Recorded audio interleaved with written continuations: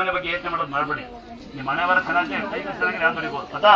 ನಿಮಗೆ ತುಂಬಾ ಹುಷಾರಿಲ್ಲ ಅಂತ ಆದ್ರೆ ಅಮಾವಾಸ್ಯೆ ಬನ್ನಿ ತಡೆ ಹೊಡಿತೀವಿ. ಒಬ್ಬರಿಗೆ ಅಷ್ಟು ದುಡ್ಡು ದುಡ್ಡಿಲ್ಲ ಅಂದ್ರೆ ಫ್ರೀ ಗಲಾಟೆ ಮಾಡಿ ಬೈಗಳು ಫ್ರೀ ಹೇಳ್ತಾಕ್ಲಾ. ನೀವು ನೆಂಟರು ನಿಮಗೆ ಕೇಳಕ್ಕಾಗಲ್ಲ, ಹೋಗ್ಬೇಕು ನೀವು.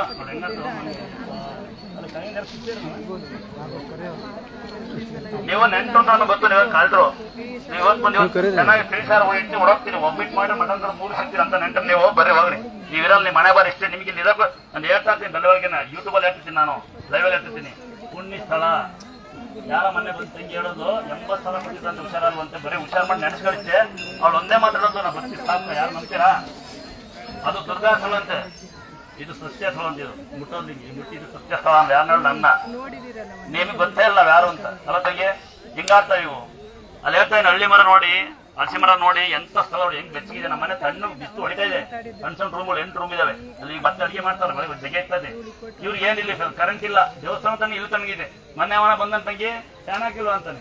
ಹಂಗೆ ಮುಟ್ಟಿ ಹಸಲ ಹಾಕಪ್ಪ ಅಂತ ಸುಮ್ಮನೆ ಅಲ್ಲ. ಅಮ್ಮ ಇನ್ನ ಬೇರೆ ಬಂದ ಕಾರ್ ಗೀಚಾಗುತ್ತಂತೆ. ಮಗು ಈಗ ಗೊತ್ತಾಯ್ತು, ಇವಾಗ ಫಸ್ಟ್ ಮಗು ನೋಡ್ತೇವೆ ಅಂತ ಅಲ್ವಾ. ನಡ್ಕೊಂಬರ ಎಲ್ಲೋ ನಡ್ಕೊಂಬರ್ತಾರೆ. ಇಷ್ಟು ದಾರಿ ಬಿಟ್ಟು ರೋಡ್ ರೆಡಿ ಮಾಡ್ತೀವಿ ಅಂತೆ. ಅಪ್ಪ ಪುಣ್ಯಾತ್ಮರ ಪುಣ್ಯದಳ್ಳ ಅದು.